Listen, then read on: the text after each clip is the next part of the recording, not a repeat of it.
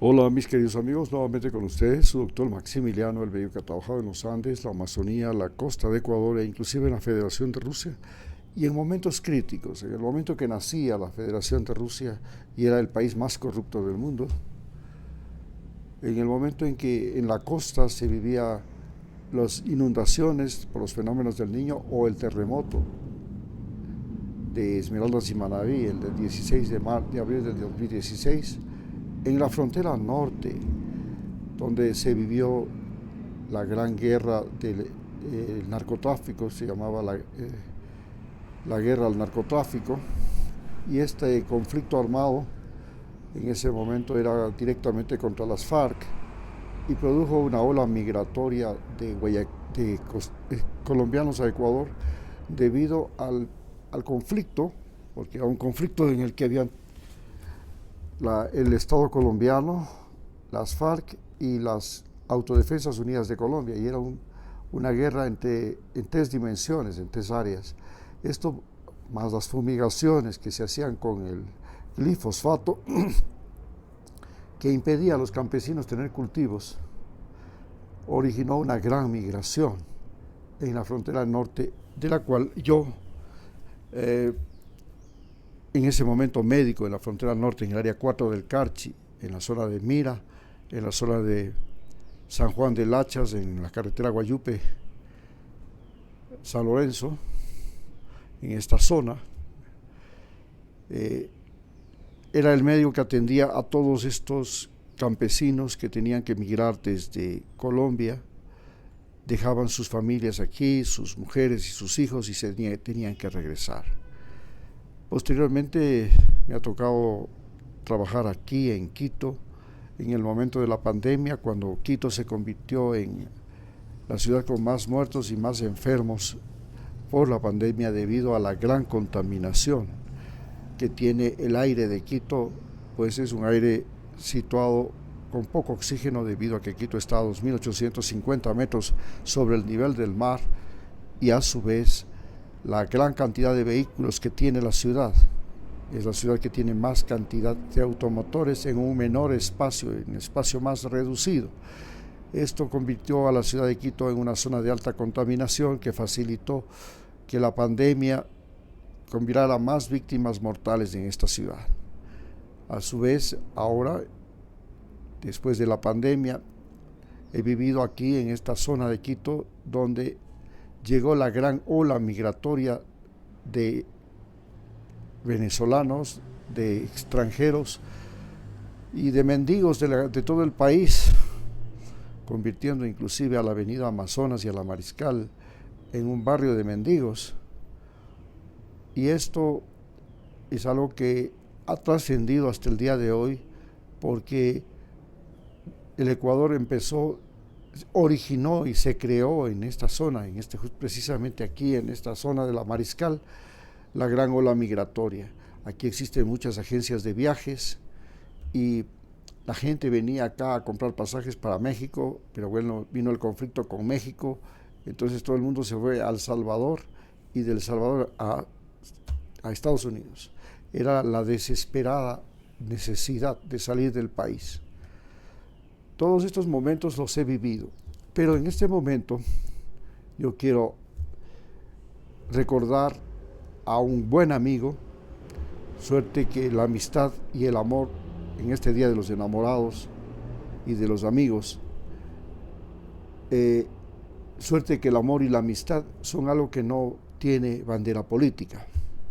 Claro que en muchos casos sí la tiene, y los amigos y los enemigos, al igual que en el partido de fútbol, en el equipo de fútbol, en el fútbol, hay momentos en que los hinchas de un equipo se convierten en enemigos de los hinchas de otro, pero finalmente, quizás lo maravilloso del fútbol y quizás lo maravilloso de la política es que finalmente, si tú eres hincha de Barcelona y yo soy hincha de la Liga o de Quito o del Independiente o de el Emelec o de tal vez otro equipo, el Mushugruna, entonces tenemos que finalmente, antes del partido, Sí, nos odiamos, nos decimos vela verde y todo. Terminó el partido, señores, aquí no ha pasado nada, todo ha sido solamente un show. Más o menos eso es lo que pasa con la política en el Ecuador. Y durante un tiempo, mi amigo, el coronel Luis Hernández, que ahora murió como general y ha muerto en estos días, el día 9 precisamente, el día 10, a pocos días de las elecciones, con un cáncer terminal, me recuerda estos momentos que hemos vivido nosotros, él y yo, pues nos conocimos cuando él era un militar que había sido destituido por el gobierno de Lucio Gutiérrez debido a que era el rector del colegio militar Eloy Alfaro y no permitió que el colegio militar Eloy Alfaro se sumara a los militares y los indígenas para tomar a Yomil Mauad.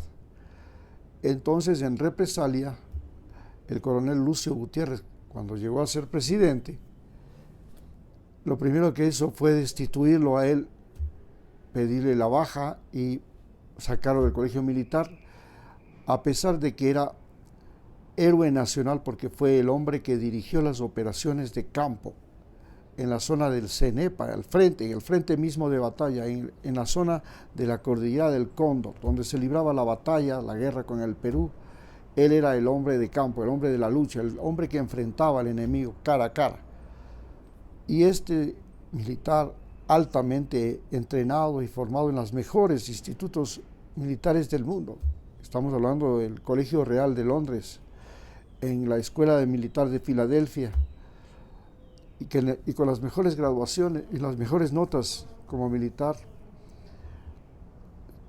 Cuando terminó el gobierno de Lucio Gutiérrez, y él no era ya tenía que haber ascendido a general, pero no lo ascendieron y lo sacaron, él empezó una demanda judicial para que se le reconociera que había sido sacado injustamente, y finalmente, pasando los años, ya en el gobierno de Guillermo Lasso precisamente, logró conseguir que se le reconociera que él había sido un oficial que no tenía justicia de la forma en que lo sacaron y que debía restituírsele toda la paga y el rango de general. Salió con algunos milloncitos en el bolsillo gracias a eso, pero también en ese tiempo en el que nosotros estábamos luchando contra Lucio Gutiérrez en la lucha de los forajidos,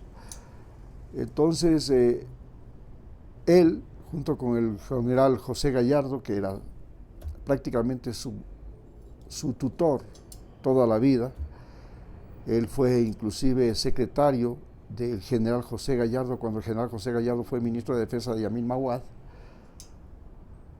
Entonces este coronel que se reunía conmigo, con el general José Gallardo, aquí en donde ahora tenemos la fundación, en la Amazonas y Roca, y aquí comenzamos a crear un movimiento para enfrentar a Lucio Gutiérrez.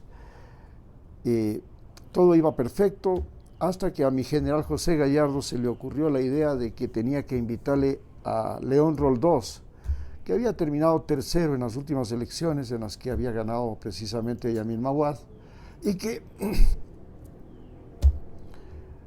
no perdió tiempo en llegar por aquí.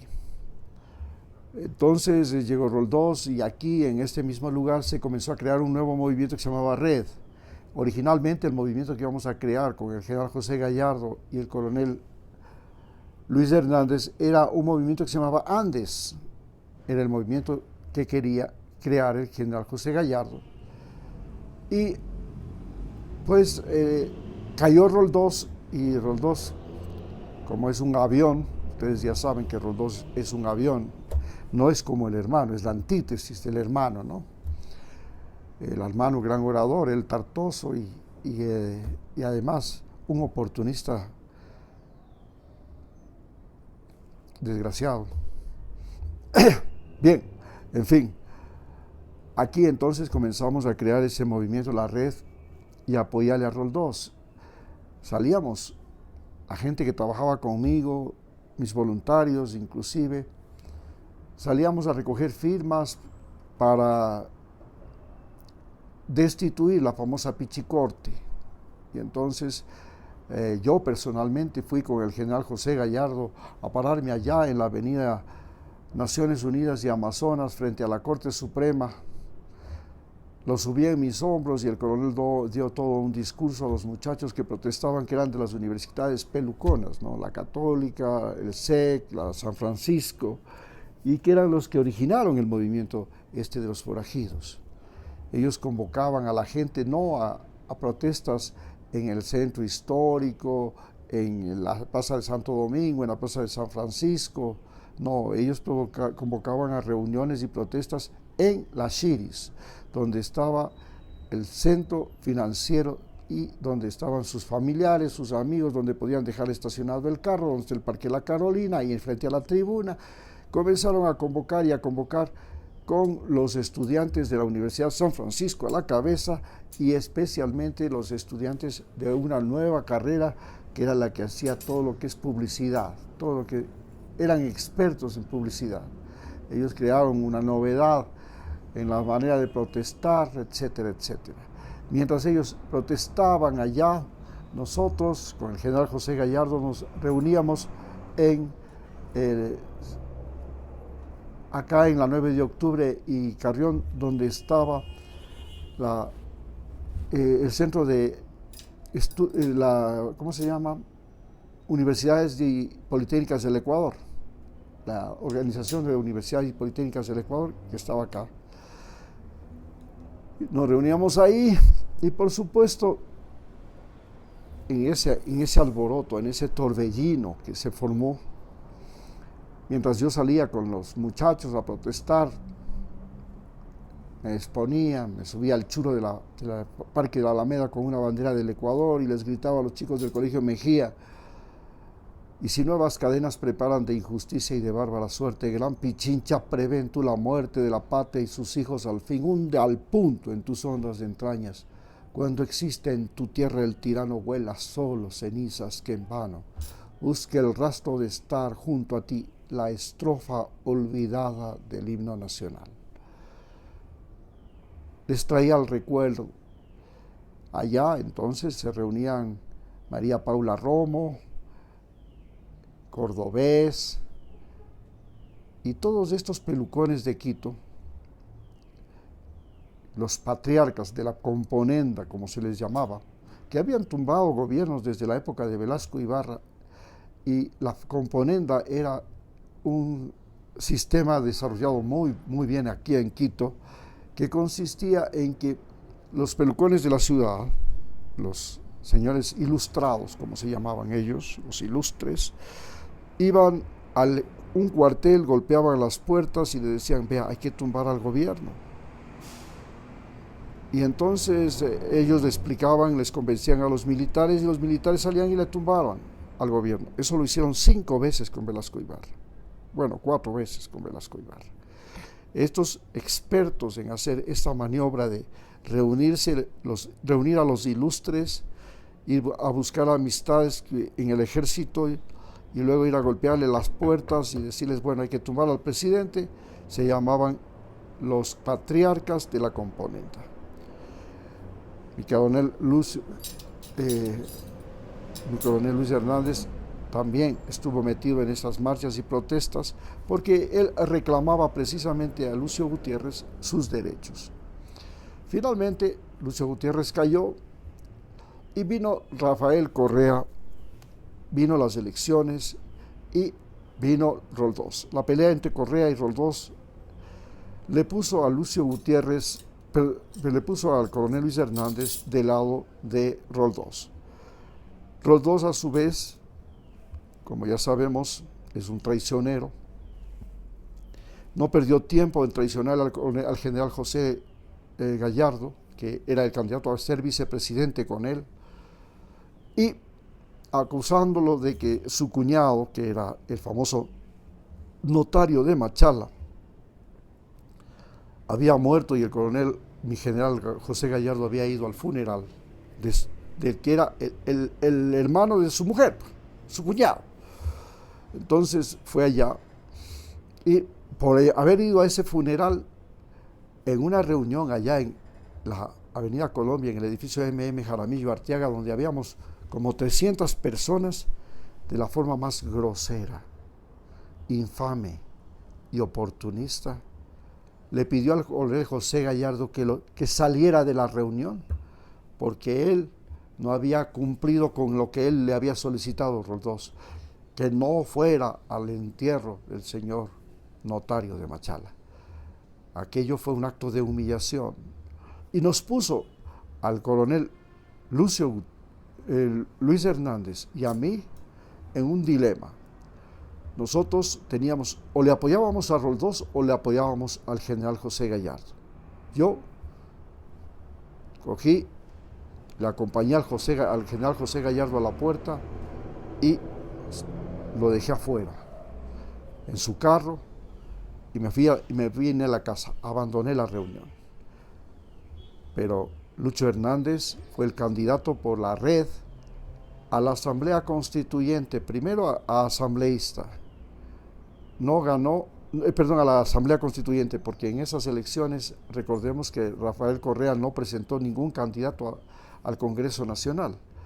Luego convocó a la Asamblea Constituyente y entonces el coronel Luis Hernández fue a la Asamblea Constituyente de Manta. Ahí participó en la Asamblea Constituyente por Roldós, lo cual era algo bastante feo para mí, porque yo sé que lo peor que puede hacer un militar, es traicionar.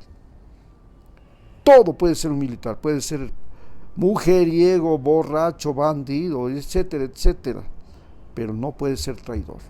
Y el hecho de que mi querido coronel le haya traicionado al general José Gallardo y se haya puesto del lado de Roldós, el traidor Roldós, nos puso en verdadero dilema.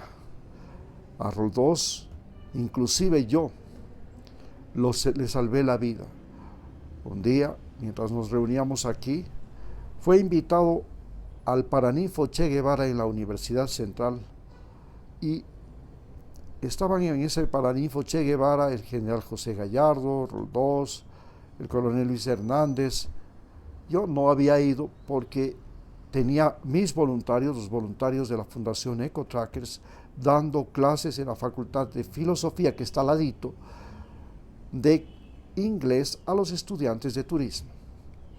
Y entonces oímos que los estudiantes del Colegio Odilio Aguilar, a los que les habían subido el pasaje y no les aceptaban los carnets, salieron a protestar y a quemar buses precisamente frente a la universidad, a la Facultad de Jurisprudencia, en la Avenida América. Fui corriendo a salvar a mis voluntarios, que eran extranjeros, que en su vida habían visto lo que es una manifestación con gases lacrimógenos, violencia, piedras, palos y todo. Y me llamaban desde la Facultad de Filosofía que los venga a rescatar. Fui a sacarlos, los logré sacar y al regresar, digamos, ya con los voluntarios, me enteré que el general José Gallardo y Lucho Hernández y todos con Roldós estaban en el Paraninfo Che Guevara. Entonces en ese momento les dejé a mis voluntarios aquí a buen recaudo, regresé a rescatarle al general José Gallardo, a Lucho Hernández y a Roldós. Nos organizamos dentro del Paraninfo de Che Guevara, tiraron bombas lacrimógenas los de la FEUE.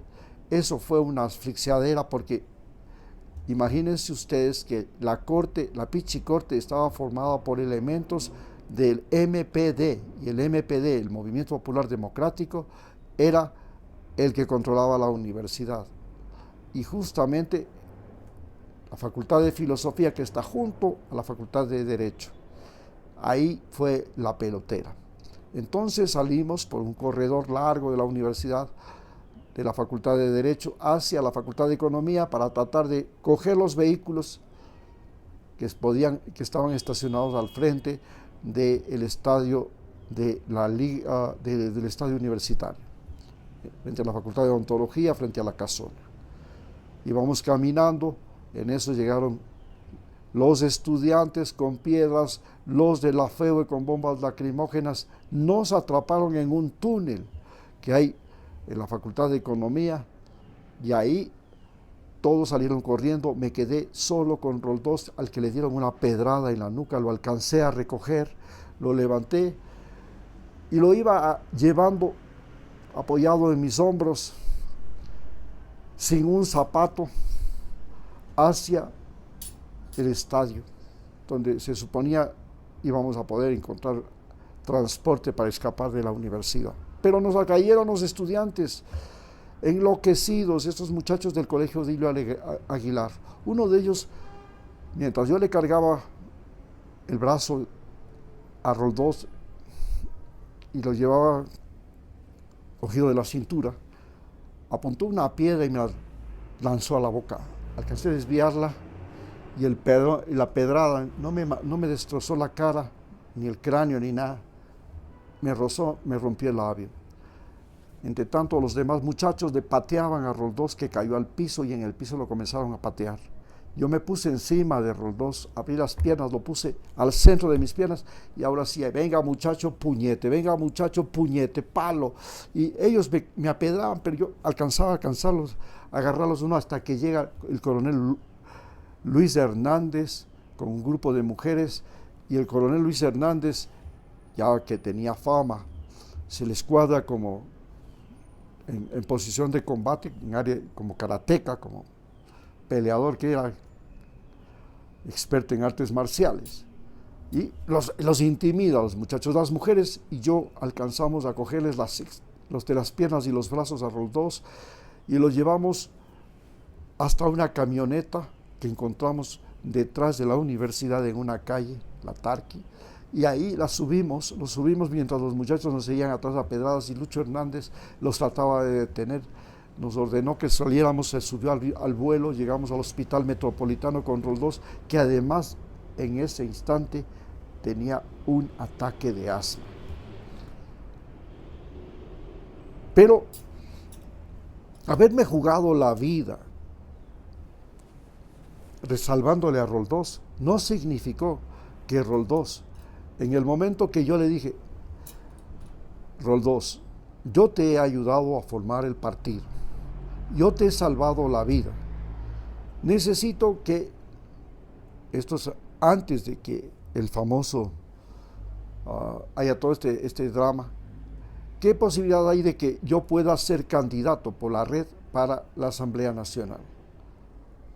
Ah, sí, habla y habla en Esmeraldas. Fui a hablar en Esmeraldas y me hicieron lo mismo que hacen todos los partidos, los cochinos partidos políticos de hoy. Claro, nosotros te vamos a poner de candidato, pero tú tienes que poner tanto de plata. Me vendían la candidatura. ¿Cómo? Roldós había creado un partido junto conmigo, habíamos creado un partido para vender las candidaturas para los que querían entrar a la Asamblea Nacional, y después para vender las candidaturas para cualquiera otra de las... Esto me decepcionó de Roldós. Era un mercader de la política. Era un tipo que creaba partidos políticos para después vender candidaturas. Y finalmente, como siempre ha pasado, una vez que llegaban al poder, ya la venta no era solo de las candidaturas, era la venta de los cargos públicos y la venta de los favores políticos, y la venta para cambiar una ley, y la venta para cambiar otra ley. Después de eso supe que la política en este país era simplemente un vicio convertido en negocio. Era un vicio convertido en negocio. Eso era la política en Ecuador. Entonces, mi querido coronel Luis Hernández, llegó a ser asambleísta, participó en la Asamblea Constituyente haciendo las leyes y debido a estas diferencias de posición, porque yo me manifesté abiertamente a favor de Rafael Correa, después de que Rafael Correa ya subió al poder y convocó a la asamblea para crear la constituyente, y me tocó a mí ir a trabajar en la frontera norte. Gracias al gobierno de Rafael Correa pude trabajar, porque por estar corriendo con el general José Gallardo y con Luis Hernández, de aquí para allá, de allá para acá, recogiendo firmas, organizando, saliendo de las marchas de protesta y todo, había abandonado mi fundación. Y una persona de Escocia que llegó a trabajar en mi fundación simplemente se apropió de todo. Se apropió de los profesores de español, se apropió de las comunidades y creó una fundación paralela a la mía y prácticamente me robó el know-how y creó una otra fundación. Mi mujer me acusaba a mí de haber abandonado la fundación. Mis estudiantes ni me conocían, mis voluntarios ni sabían que yo existía, por andar correteando en estas andanzas. Cuando ya terminó y Rafael Correa ganó y la red perdió y yo me quedé prácticamente sin fundación, tenía que buscar trabajo. Fui a buscar trabajo en el Ministerio de Salud. Me fui directamente al Ministerio de Salud aquí, en Quito, y le dije, soy médico y quiero trabajar. Y me mandaron al lugar donde nadie quería ir, La Concepción, en la provincia del Carchi. Un lugar al filo de la frontera, y luego me pasaron a Guayupe, donde está el Bosque de las Golondrinas, donde está Chical, donde el Huacho y el batallón 46 de las FARC entraban y salían por la nueva carretera que se había construido Guayupe-Chical, y en esa zona yo tenía inclusive que suturar en el hospital de Guayupe, en el hospital de San Juan de Lachas, tenía que suturar a los heridos del conflicto entre las FARC, las Autodefensas Unidas de Colombia y el ejército colombiano. Unos días me llegaban los de las FARC, abaleados y todo, otro día me llegaban los de las Autodefensas Unidas de Colombia. Ahí estaba metido en la mitad del conflicto. Después de eso, mi querido Lucho Hernández comenzó a hacerse famoso. Ya había sido asambleísta, pero se convirtió en un enemigo de Rafael Correa. Y entonces nos pusimos en el lado opuesto de la balanza, hasta que cuando llega el gobierno de Lenín Moreno, Lucho Hernández pasa a formar parte de el Trujillato, aquel Consejo Interino de Participación Ciudadana y Control Social. Y este Consejo Interino de Participación Social, con Lucho Hernández como secretario, con Trujillo como presidente, es el que comienza a armar toda la revancha contra Correa. La primera cosa, nombran la fiscal, nombran la Corte Suprema de Justicia y comienzan la persecución política a Correa. Entonces nos topamos Lucho Hernández y yo ahí, en la plaza, en la Tamayo y García, donde estaba entonces el Consejo de Participación Ciudadana y Control Social. Y le dije, pero Lucho, ¿cómo estás haciendo esto? Tú sabes que Trujillo y toda esta gente de la derecha, primero, son traidores. Tú sabes que Lenín Moreno es un traidor. Y tú como militar sabes que el peor delito que un militar y un ser humano tiene o reconoce es la traición. Tú sabes que no puedes estar de aliado de un traidor, por más que sea.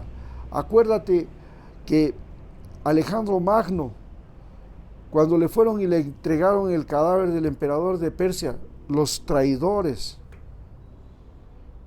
que le mataron al emperador de Persia, a Darío. Alejandro Magno ordenó que le maten, porque la traición era imperdonable, no solo en sus hombres, sino en los enemigos también. La traición es imperdonable. Tú no podías, Lucho Hernández, ser aliado de un traidor como Lenin Moreno, porque te formaron para que tú jamás seas el aliado de un traidor. Y ese fue mi reproche a él. Más tarde nos encontramos allá, en el Correo, en la Colón y Reina Victoria, donde él tenía un casillero.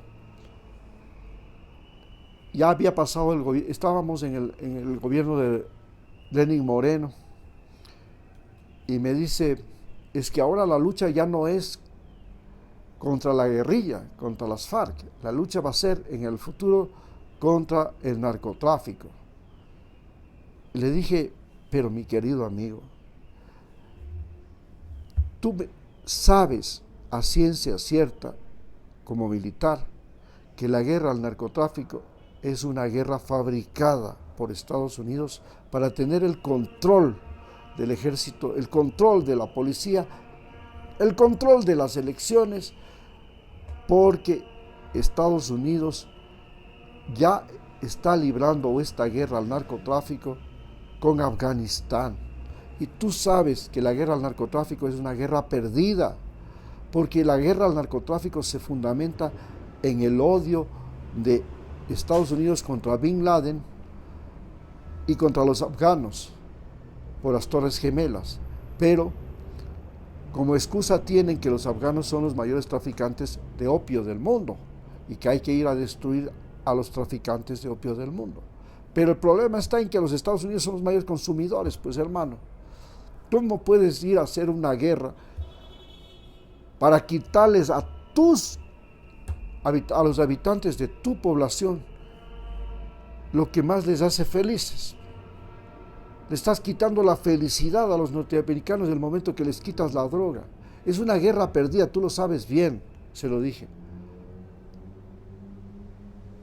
Termino de la conversación y no pasaron ni 5 días que Estados Unidos tuvo que retirarse con la cola entre las piernas de Afganistán. Lo que yo le había dicho, mira, la guerra de Afganistán es una derrota.